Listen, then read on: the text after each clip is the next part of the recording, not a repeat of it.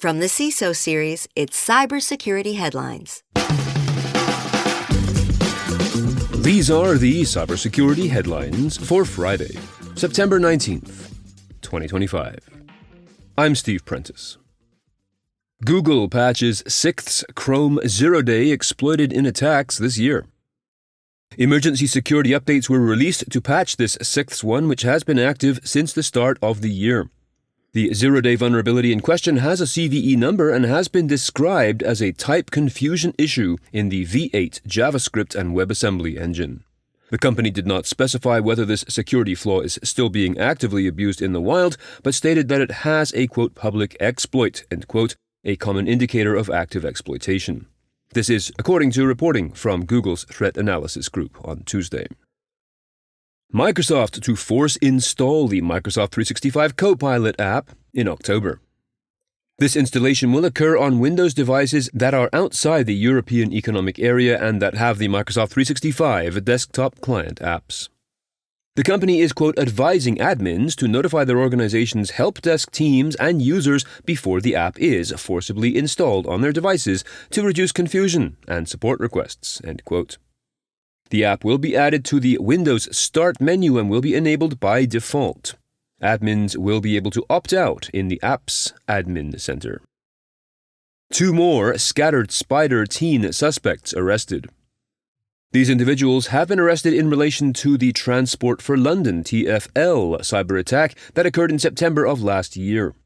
The 2 individuals, aged 18 and 19, faced charges under the Computer Misuse Act, and Britain's National Crime Agency also stated that the elder of the 2 may also have been involved in attempted attacks against U.S. healthcare companies SSM Healthcare Corporation and Sutter Health. ChatGPT targeted in server-side data theft attack. According to researchers at web security company Radware, a service-side data theft attack dubbed Shadow Leak, quote, targeted ChatGPT's deep research capability, which is designed to conduct multi-step research for complex tasks, end quote.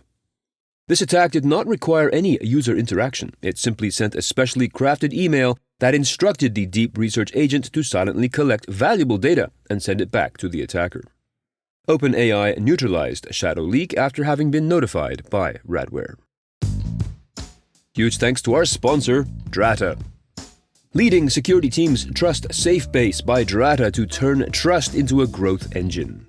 Their enterprise-grade Trust Center puts your security posture in one secure, customer-facing portal, giving buyers instant visibility into your company's continuous controls, certifications, and policies. With AI-powered Questionnaire Assistance, blast through inbound security questionnaires in minutes instead of days, automate cross-functional workflows, and eliminate friction. That means less manual work and faster deal cycles.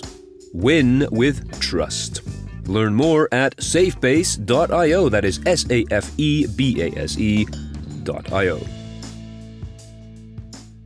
WatchGuard warns of critical vulnerability in Firebox firewalls. The company has released security updates to address a remote code execution vulnerability impacting the company's Firebox firewalls. The CVE numbered flaw is a critical security flaw caused by an out-of-bounds write weakness that can allow attackers to execute malicious code remotely on vulnerable devices following successful exploitation. It affects firewalls running FireWare OS 11.x and some in the 12 series. While Firebox firewalls are only vulnerable to attacks if they are configured to use a specific VPN, WatchGuard said that they, quote, may still be at risk of compromise if a branch office VPN to a static gateway peer is still configured, end quote. Russian ransomware versatility grows through multi-version malware loader. Researchers at Silent Push have identified a new malware loader called Count Loader being used by Russian ransomware gangs to deliver tools like Cobalt Strike, Adaptix C2, and the Pure HVNC Rat.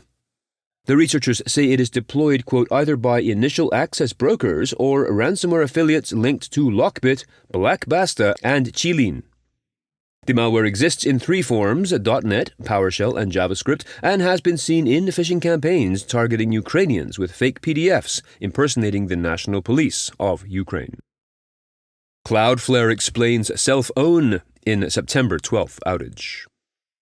Following up on this Cloudflare outage, the company has now admitted that a coding error using a React useEffect hook caused the outage for the platform's dashboard and many of its APIs. The outage lasted for over an hour and was, quote, triggered by a bug in the dashboard, which caused repeated unnecessary calls to the tenant service API, and one of the dependencies was recreated on every state or prop change, end quote. The consequence was that the hook ran repeatedly during a single render of the dashboard when it was only intended to run once. The function ran so often that the API was overloaded, causing the outage. According to The Register, this caused the company to DDoS itself. Google's huge new UK data center comes with large carbon footprint. A topic we don't talk much about in the worlds of cybersecurity and data, but one that still exists, is the amount of CO2 that data centers produce, a number destined to increase significantly as AI becomes more ubiquitous. This issue came back to light this week with the announcement of a new Google data center in the English county of Essex. It is, quote, expected to emit more than 500,000 tons of carbon dioxide a year, equivalent to about 500 short-haul flights per week. This according to planning documents. Named the Thurrock Hyperscale Data Center, it will cover 128 acres and will be just one of many huge computer and AI power plants if it secures planning consent from the government. If you want to help make some great content for the CISO series, we've got a great way for you to participate. We need our listeners to fill out a quick 5-question survey. They are Family Feud-style questions, and your responses will be used for an upcoming live event. If you've got an extra minute, head on over to cisoseries.com/participate. And if you're in the Houston area, be sure to join us for our next CISO Series meetup. We'll be at Frost Town Brewing on September 29th, starting at 3 p.m. Come on down to network with some fellow CISO Series fans, meet the CISO Series team, and get some free food and drink. Head on over to our events page at cisoseries.com for more details. And at 3:30 p.m. Eastern today, we have our Week in Review show. Jack Kufal, CISO at Michigan Medicine, and Nick Espinoza, host of the Deep Dive Radio Show, will be our guests, providing their expert commentary on the news of the week. To join us live and include your own comments, head on over once again to the events page at cisoseries.com. And finally, of course, if you have some thoughts on the news from today or about this show in general, please be sure to reach out to us by email at feedback@cisoseries.com. We would love to hear from you. I'm Steve Prentice, reporting for the CISO Series. Cybersecurity headlines are available every weekday. Head to cisoseries.com for the full stories behind the headlines.